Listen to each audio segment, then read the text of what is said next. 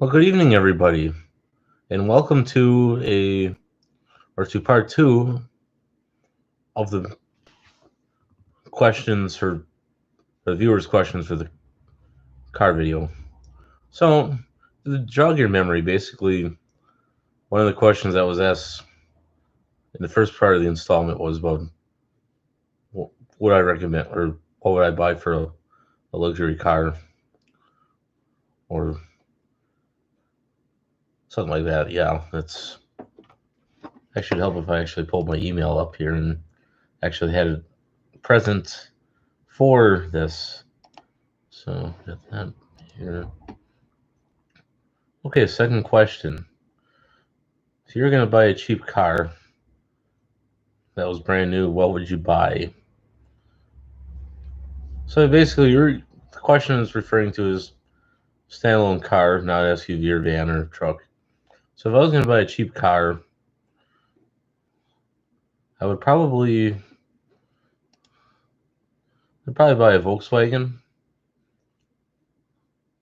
I get like I either get the Passat or actually I think I would go Passat. The Jetta's a little on the small side,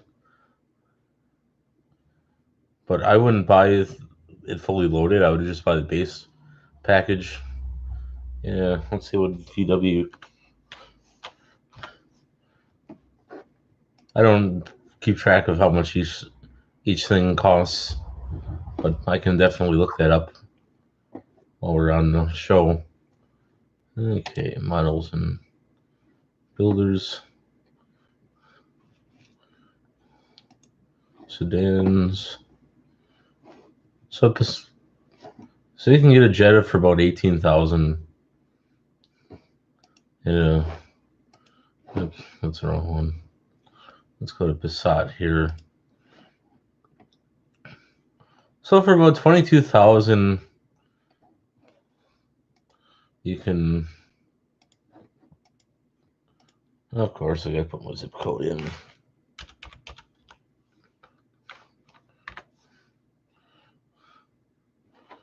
Okay, let's try that again.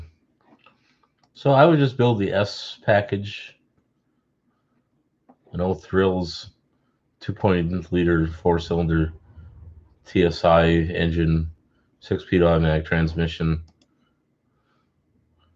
So it's just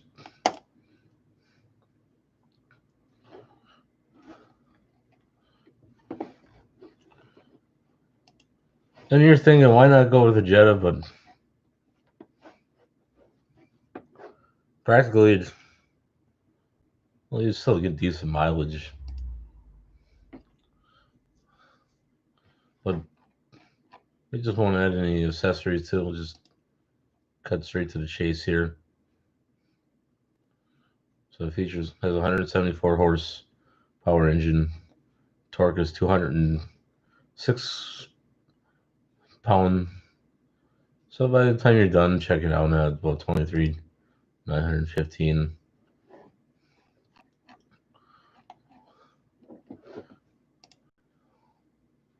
Let's see here. And the reason I go Volkswagen because there's not many American cars that I'd actually buy.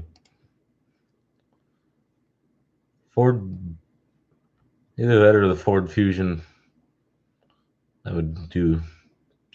But as far as Chevy stuff, their reputation, to be honest, the interior of the car is still cheap. If I was going to buy a Chevy, I'd buy an older, either a Chevy Corsica or that's if the question asked if I was going to buy a used one or a Chevy Caprice or an older Impala or Trailblazer or Blazer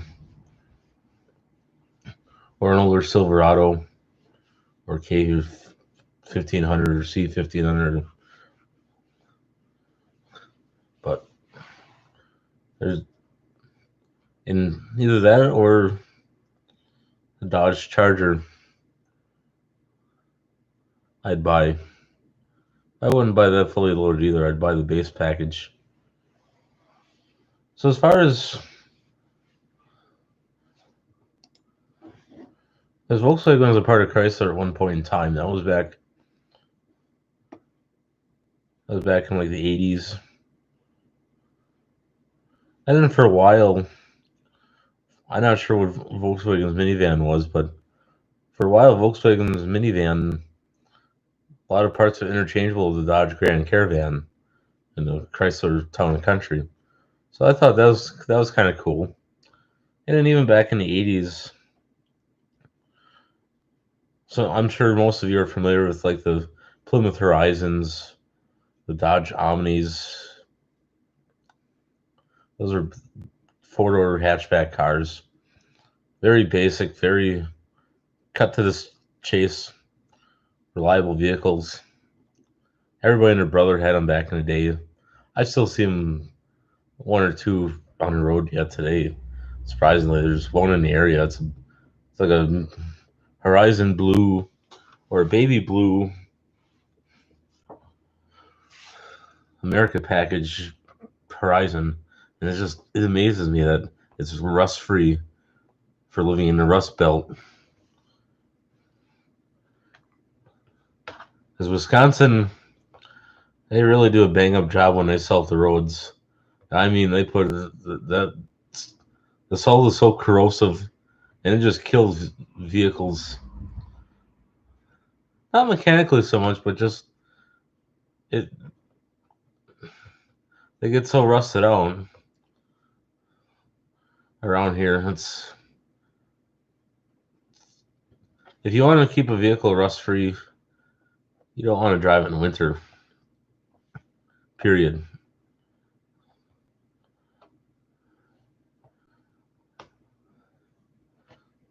It's unfortunate that whatever they put in the salt around here is corrosive, but it's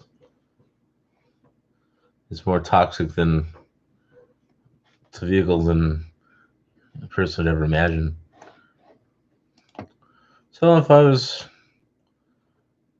gonna, another final choice just came to mind a few seconds ago.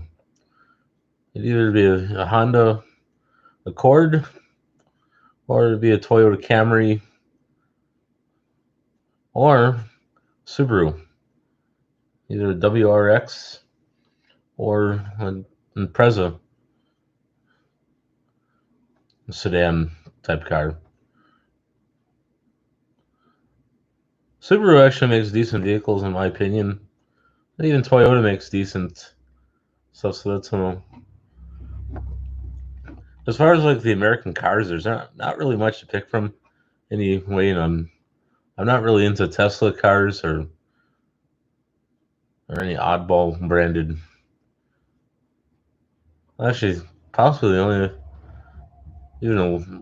I even like the Lincoln MKZs and the town car. That'd be my next choice.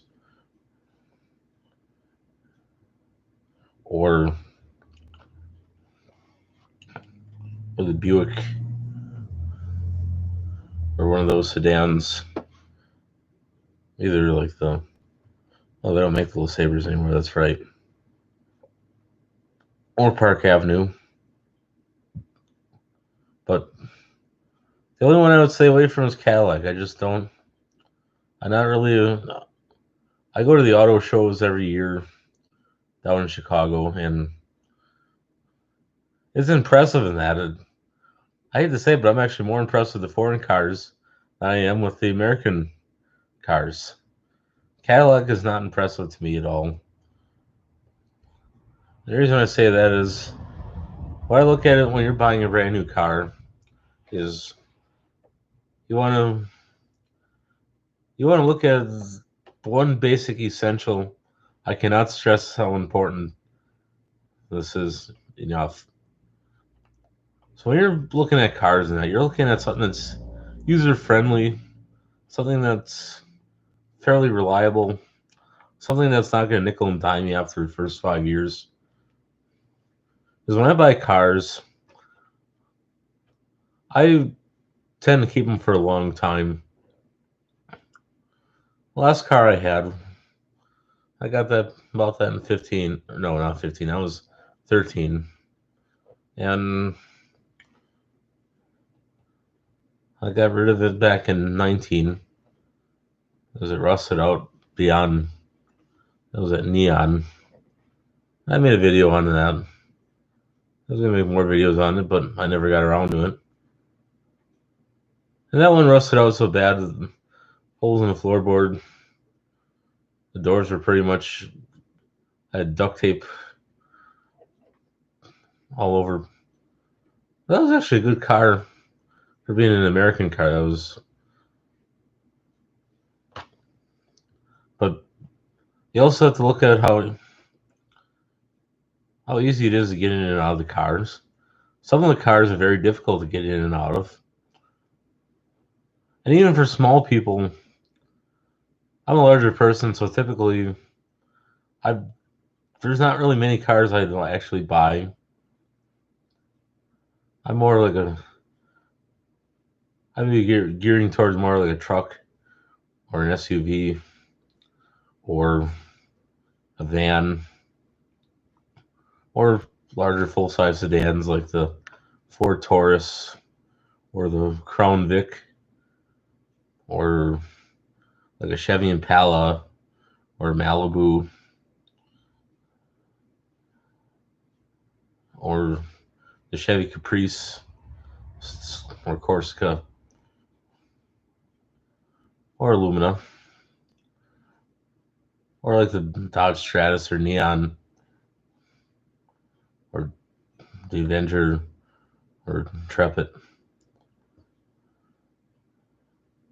Cars like that, or the Plymouth Breeze or the Chrysler Concords or 300s or Chrysler 200s. The only cars I would avoid is a Fiat.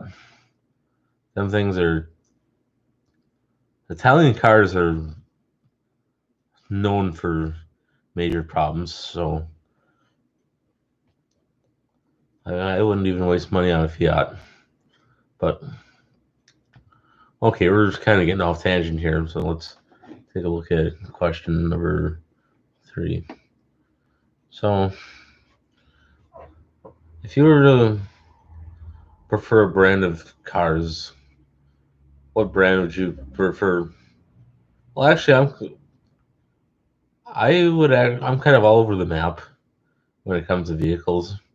I'm not a hardcore Chevy person. I'm not a hardcore GMC person or Ford or Dodge or Plymouth or Chrysler or Honda or Toyota or Nissan or any brand in particular. It depends on what I'm looking for and what my needs are and the reliability of the vehicle. And if I'm going to buy something, I want to road test it and make sure it's something that I want. And if I'm not satisfied with it, I'm not going to buy it. So and when you're buying cars, you got to do your research. Not by watching fake TV commercials where they're bad mouthing each other. You have to do your own research on your own, not just what they tell you on TV.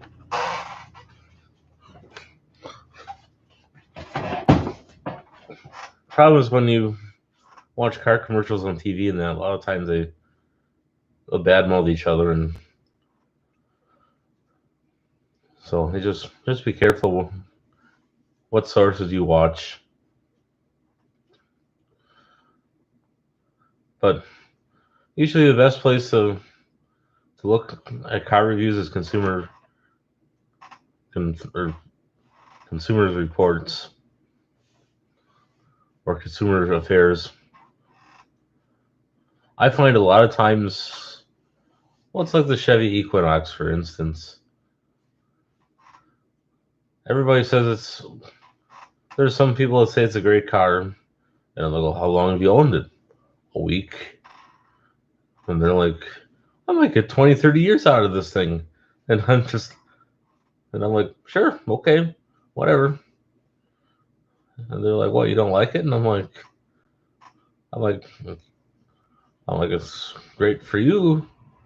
I'm like, well, that's not something I would buy for myself. But the thing with some vehicles like those are the wheelbase is too short and they don't really ride that well. I've actually test driven one of those from 2012.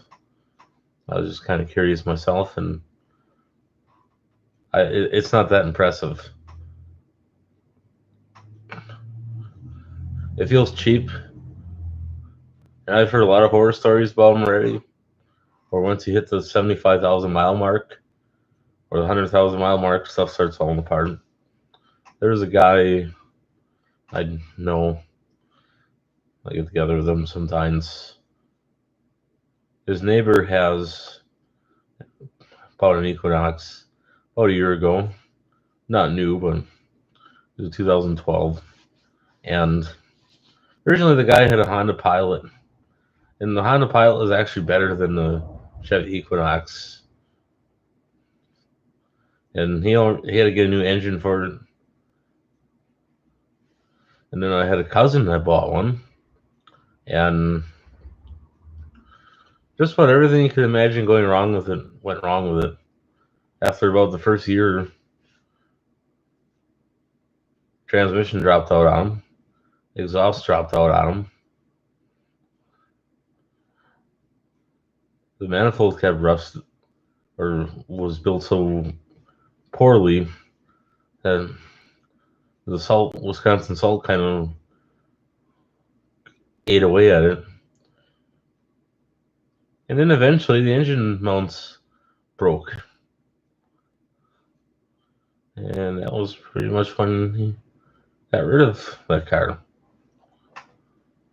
And then he went and bought a Ford, not an Edge, but it's not the Ford Explorer. It's not the Ford Escape. It's not that important, but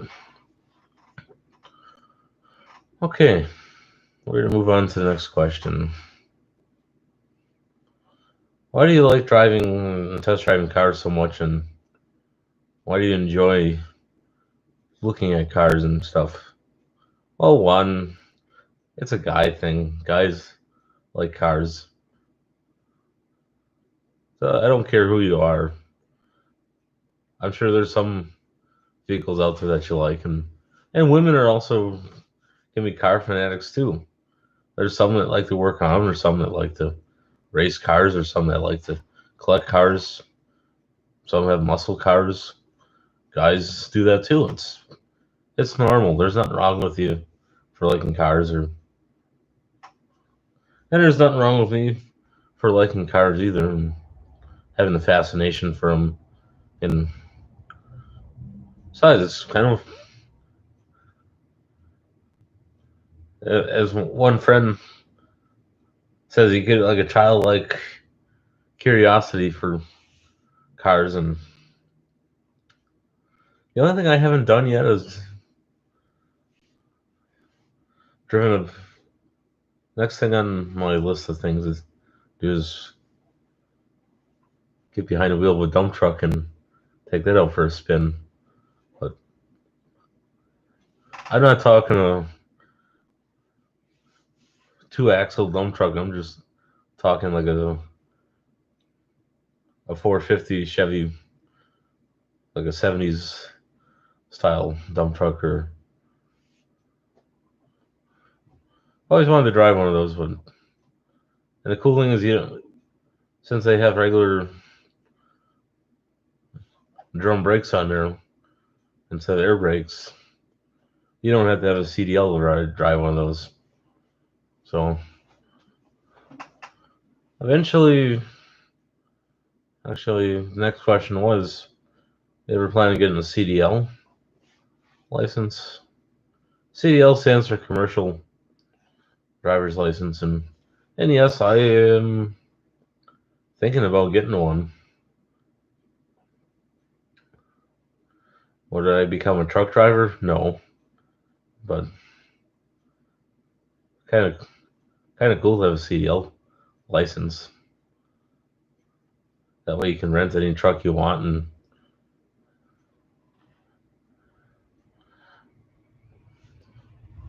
if you want to rent a 2-axle dump truck, you can do that, or borrow one. Or well, the problem is if you get behind the wheel of one and you don't have a CDL license and you get stopped by a state trooper or police officer, probably more than likely you would. So it's better to have a license or proper licensing and proper paperwork so that you don't get fined or put in jail for. So yes, eventually I'm thinking about getting a CDL license. Who would have thought that an IT guy would get himself a CDL license? But I don't know. It's never hurts to have extra licenses and stuff like that. Okay, next question.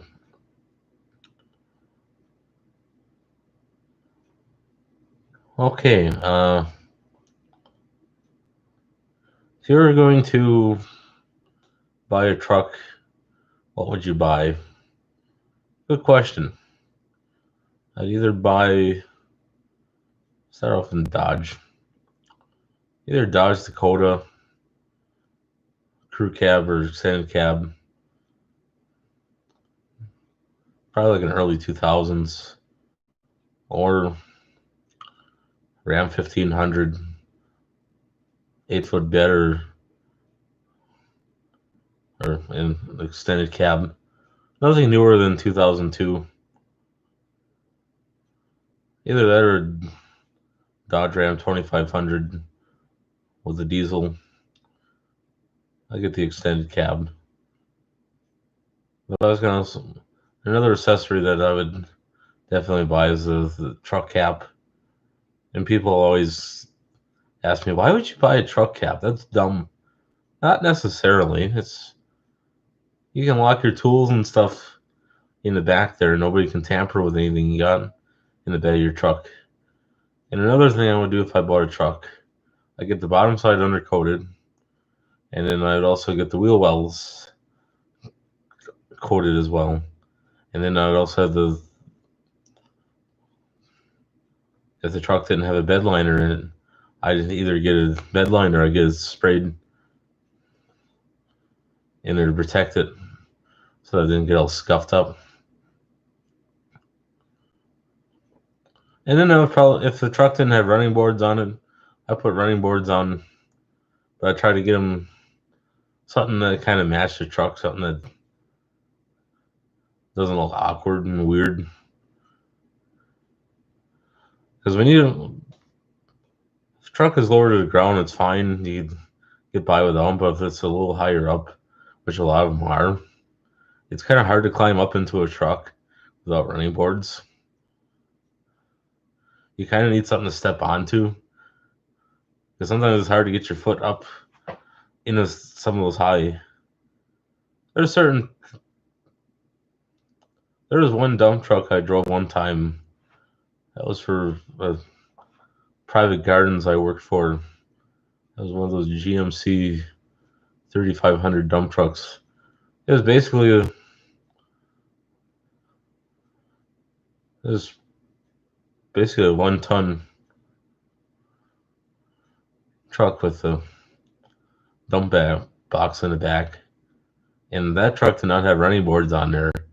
And you really had to make the effort to climb up inside the thing. It's just like, man, how do you do that without slipping and falling? And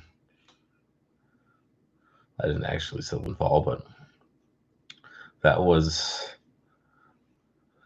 once you get up into the truck, you were fine. But when you were getting in and out of it, you always had to be careful that you didn't lose your footing. Well, there actually wasn't anything to step into anyway. But those days are long and done with, and I'm glad that I don't have to work there anymore. So the only thing pleasurable about that job was just driving the truck around and making deliveries or getting rid of waste or hauling stuff around or running errands. That was about the only thing pleasurable about it. I won't get into anything else about it. So, and even it's like, I'm not a Ford guy, but I do like the Ford F-250 Power Stroke diesels. I'd either get myself the ladies 7.3 Power Stroke diesel.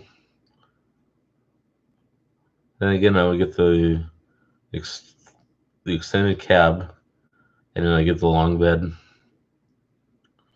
Well, the cap, of course. Or I get a mid 90s, like a 96 or 97 F-250 turbo Power Stroke diesel.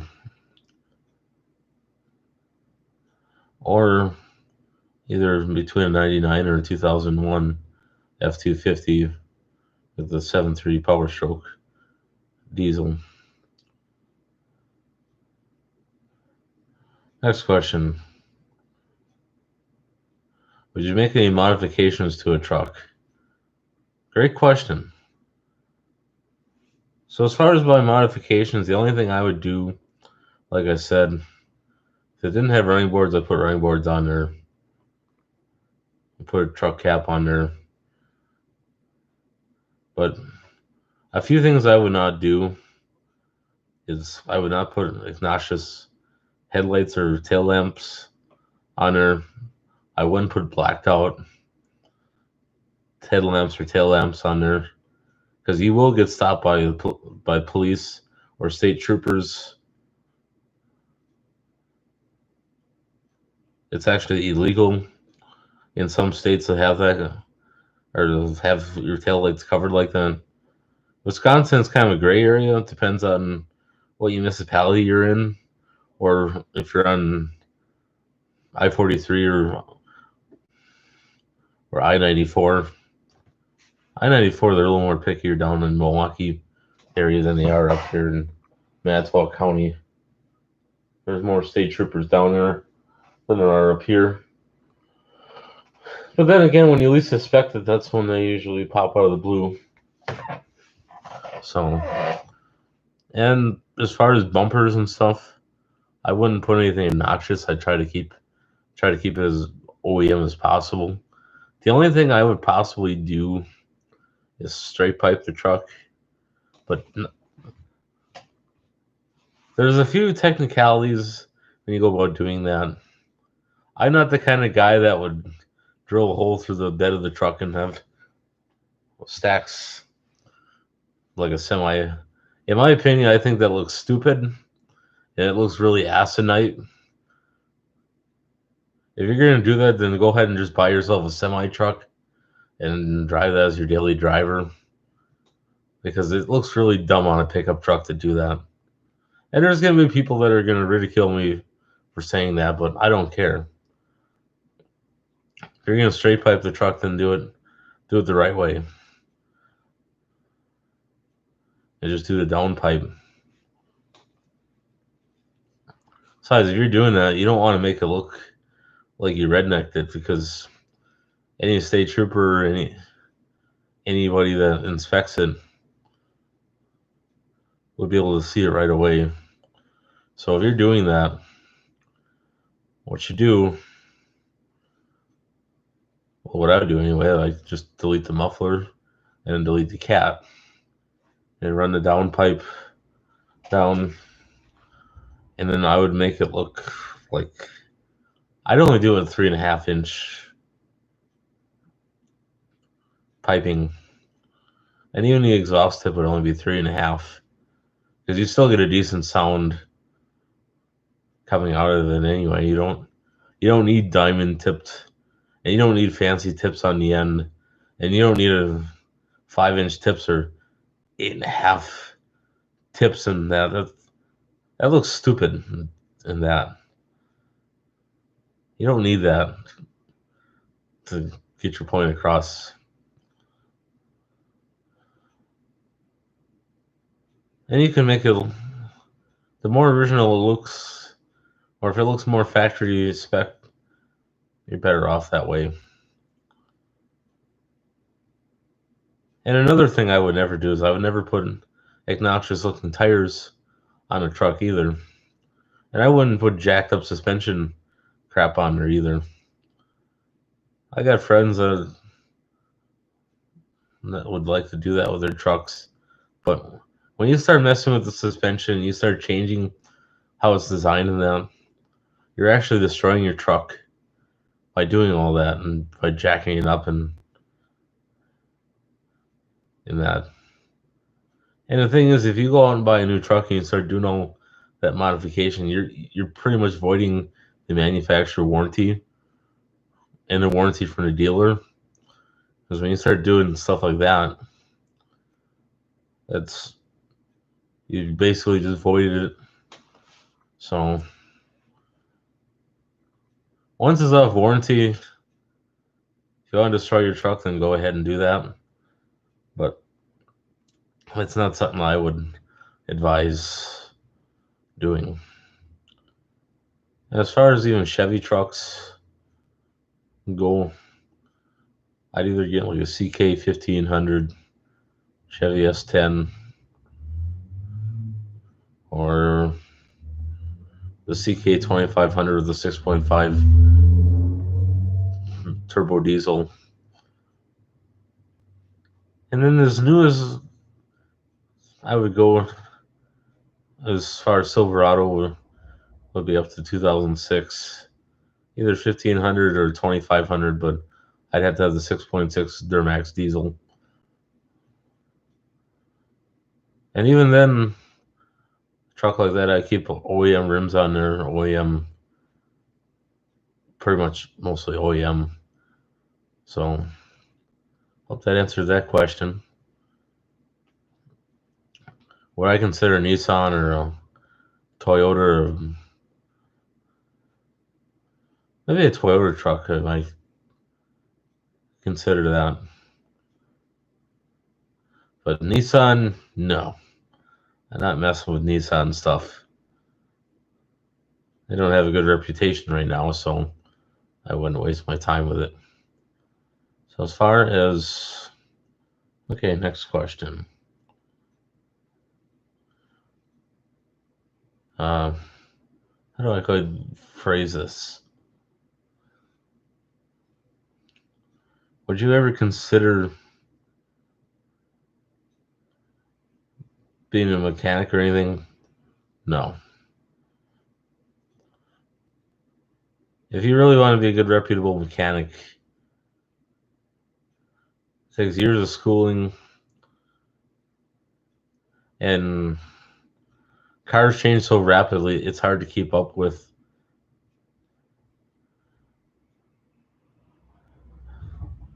And also, to be a good mechanic, you also gotta have good troubleshooting skills when it comes to cars. You gotta like to get your hands dirty.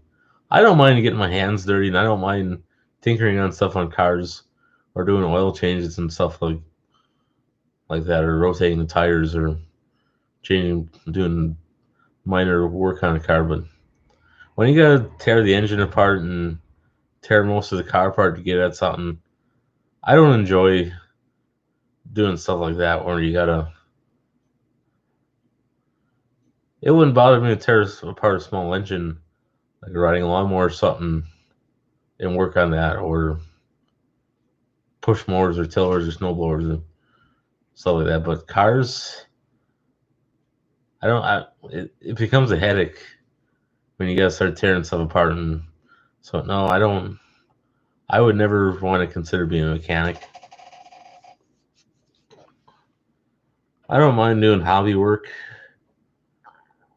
or weekend project or something, but I'm busy right now with other endeavors and other obligations.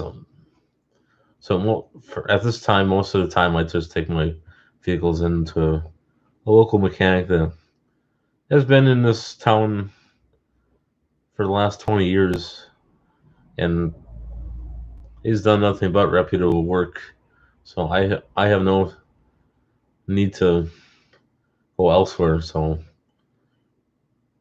and the problem is, new cars are hard to work on. There's a lot of computers, a lot of sensors, and some of the bolts are in that it's hard to get to. And being a mechanic is also expensive because you got to buy. A lot of times there's computer diagnostic work, so you got to have a scan tool. I'm not talking like a $39 or $89 or $129 scan tool. I'm talking like a $5,000 scan tool, like Snap-on grade, or where uses like a Windows OS and then it runs an app, and you got to have that. And you're always going through tools, and you got to buy specialty tools for certain cars, and because each year they use different style bolts, and sometimes they're in such a unique place that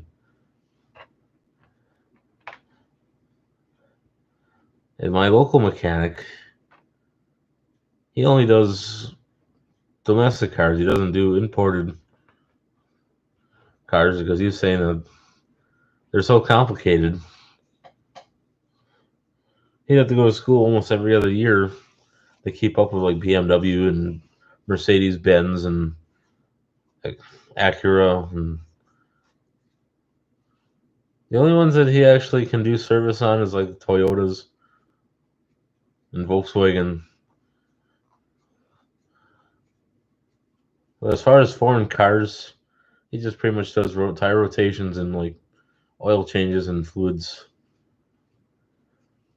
But as far as anything major mechanically or electronically, he doesn't do that. So my one car, if I got to have major work done, I got to go either Green Bay or Appleton. So it is what it is. Okay, we're gonna try to finish this up here. Next question: what kind of SUV would you buy? Good question. If I was gonna buy an SUV, like I kind of stated in last night's video, I would buy the Ford Escape. It gets decent gas economy, and the reliability of them seems to, or I haven't really heard that many complaints about them as far as quality goes. And what's nice about them is ones between 2013 and 2016, they get about 30 to 33 miles to the gallon on the highway, so you can't complain. And as far as like the Ford Explorers, I've never really driven Ford Explorers, but I know the earlier ones, like the 90s model and the early 2000s models, are fairly reliable. There was a guy I knew, he had a 1990s Ford Explorer, bought that new back in 1990, and he traded it off for a 2000 Toyota Camry. So it had like 250 some thousand miles on it when he got rid of it. So I guess it kind of tells you that that was one of their quality at the time.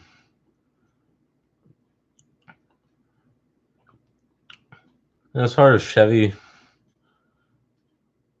I would one of their SUVs I would buy is the Tahoe. Why not Suburban? Well, problem with Suburban is it's such a big vehicle, and the engine size is about the same as the Tahoe. But I'd buy like a 2000, between 2000 and 2006. Because the first generation Tahoe had problems.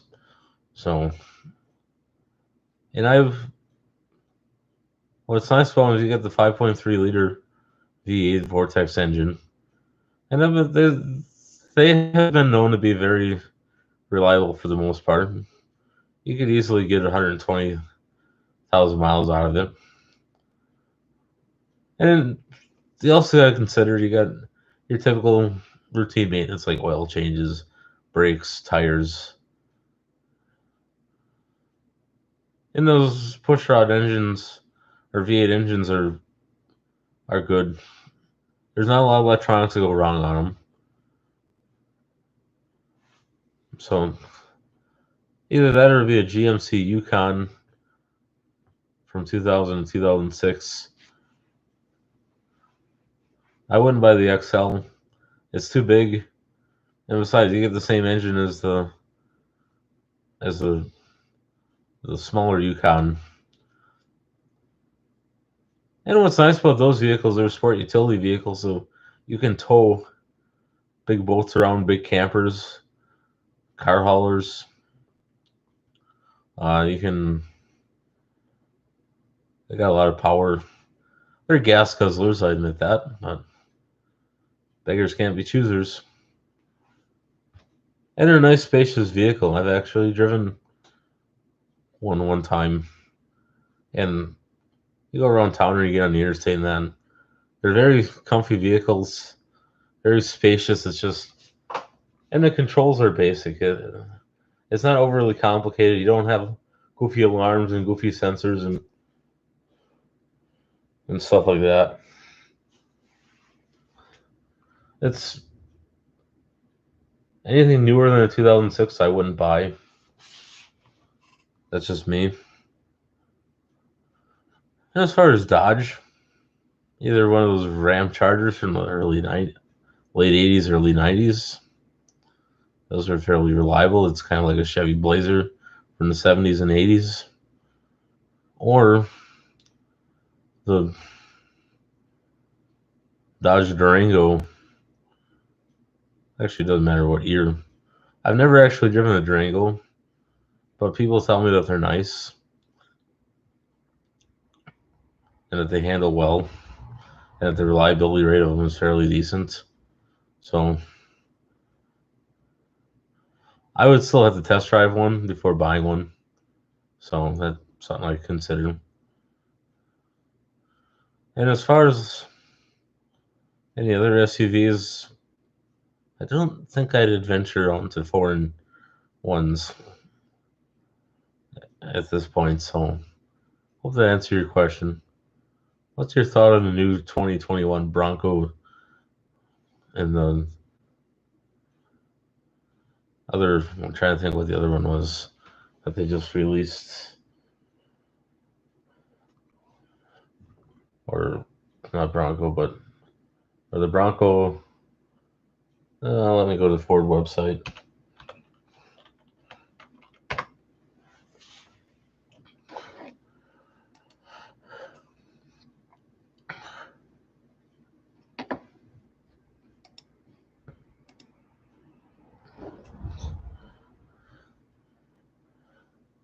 Or the Bronco and Bronco Sport. Honestly, they just released them.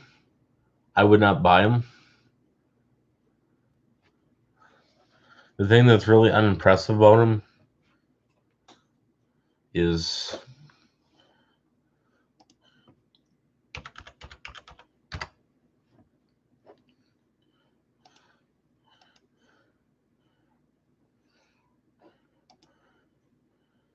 the thing that you gotta look at is sure they look like a Range Rover, but they just look very chintzy. And the thing is, they only have a a 2.3 liter EcoBoost, and a 2.7 EcoBoost engine. Will I waste my money on that? Mm-mm.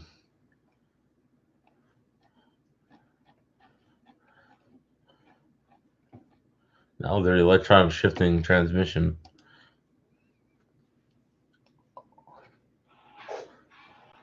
So, no, I wouldn't mind. I would not buy anything like that. Okay, next question here. What's your thought on minivans? And if they're still in trend, or they're still in. I don't care if a minivan is in or out.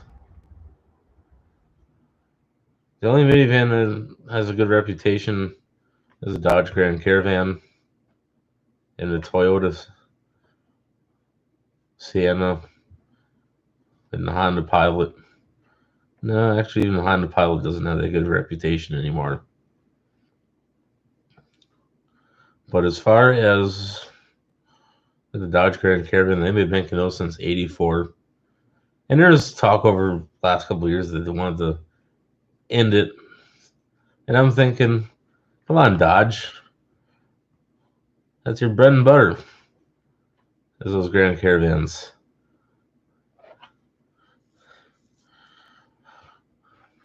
When I buy a Dodge Grand Caravan, I would. I actually own a Dodge Caravan. Not the Grand Caravan, but I own a 2001 Dodge Caravan. And actually, it's a very nice vehicle, in my opinion. So the Grand Caravan, in today's standards, you can tow up to about 3,600 pounds with it. And my van, I can tow up to 2,600 pounds, or 2,300 rather.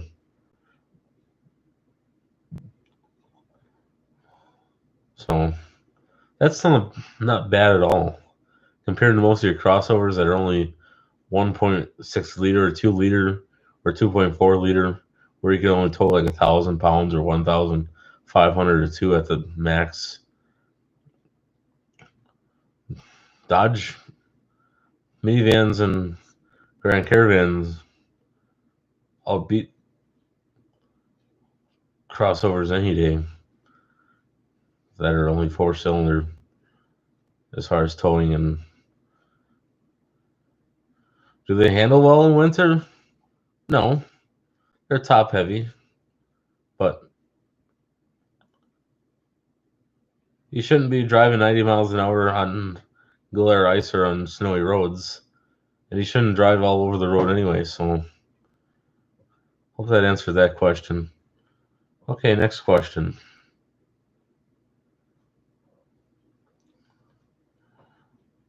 Do you plan on ever upgrading or buying a new car or van within the next year or two? Nope. I'm going to hang on to what I currently have. Okay, next question. Do you ever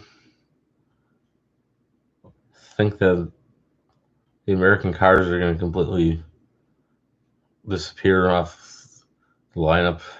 Yes, I addressed this question several times, but I'll give you the gist of it again. So basically, with a lot of American cars, nobody's buying cars anymore. A lot of people are starting families and they want minivans and SUVs and trucks.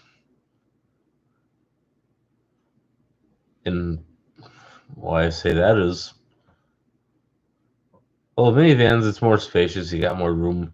You can take trips with those vehicles, and even SUVs you can take trips with.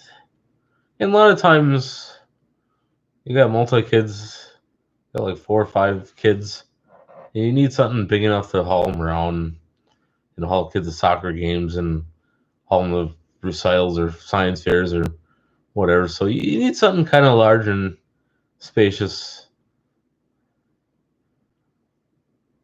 Next question is, why do people buy fully loaded vehicles? Well, the reason that people buy fully loaded vehicles is because they want luxury and they want to feel like they're swanky people with swanky electronics on their vehicles. Okay, that's a bad way of putting it, but, well, it's true. And actually, in all honest opinion, you don't really need every bell and whistle that the manufacturer offers. So there's a GPS built into the dash. You can just buy a regular GPS and mount it up on the dash instead. And you don't have to have big 22-inch rims on your crossover van, and you don't have to have fancy steel rims or alloy wheels. And you don't have to have, and even the pickup trucks nowadays are becoming more luxury vehicles than they are utility vehicles. It's like the Ford Platinum or the Ford Lariat or the Rancher, the Premium, or the Dodge Limited or Laraming, or back in like the 50s and 60s, when you bought pickup trucks, you bought them for being a truck. You didn't buy them for being a family vehicle or a luxury vehicle or just a vehicle to show off. And you bought it for a working truck. And even in like the 60s, 70s, 80s, 90s, with a few more convenient options, it was still, the truck is still basically gathered as the working truck. But after 2000, early 2000s, trucks started having more options in them and more luxurious stuff in there, more leather seats and fancy radios and fake wood trim, fancy sensors and backup cameras and LED lights and stuff like that. Okay, next question. What does it cost to get plates for a truck compared to a car or van or SUV? Okay, so in Wisconsin, you got car plates, you got truck plates, and then you got commercial truck plates. So a typical passenger car, you can get by with American Dairyland 7-liter plates. And this, even a minivan, you can put car plates on it. SUV, you can put car plates. So if you have a pickup truck, you got the residential, as I call it, and how they classified it as lightweight plates. You can either buy the A class or B class or C class in the lightweight. A class is like 90 some dollars. B class is like 110 or 130 or something, and C class is like close to 180 or something. I don't really know. I've never actually went and bought truck plates. I know car plates are like 90 some dollars now. They used to be 70. Actually, I think it's 85. Yeah, $85 now. Used to be $75 a year for a little sticker that you put on your plate. Now, some states do it in a 3-year fashion instead of the 1 year, but you probably pay more for the 3-year sticker than you do strictly for the 1-year sticker. I don't know. I'm not familiar with how the other states do it. I've never bought license plates from another state. But now, if you're using a commercial truck or your truck as a commercial vehicle, then you got to buy the heavier class plates, because if you don't, you're gonna have state troopers pulling you over all the time, fining you for not having the proper plates. And let's say that you're hauling a load that's too heavy for the road, or that the road's not rated for the tonnage that you're hauling, you will also get stopped. If not by a county cop or a city cop, you get stopped by a state trooper and fined, and then you gotta go through all the paperwork and go to court, and yeah, that's the last thing you want to do. So when you're doing, if you're planning on hauling loads in that heavy loads, I mean commercial loads, do your research, call around, talk to your DMV, go down to the DMV in person and talk to them, because they have a lot of insight and they have a lot of, and they can pretty much answer any question you have about license plates and what appropriate plate goes with which vehicle, or DOT, or and even if you called your state trooper's office, or if you talk to a state trooper or something and you ask them what kind of plates, they'll they're very knowledgeable as well. Because a lot of times they inspect semis, or they do surprise inspections with semis on the road. So hope that answers that question. I think we're gonna wrap it up here, because we're getting on to an hour, and most people usually get bored easily. So on that note, thank you for tuning in on this splendid Sunday night.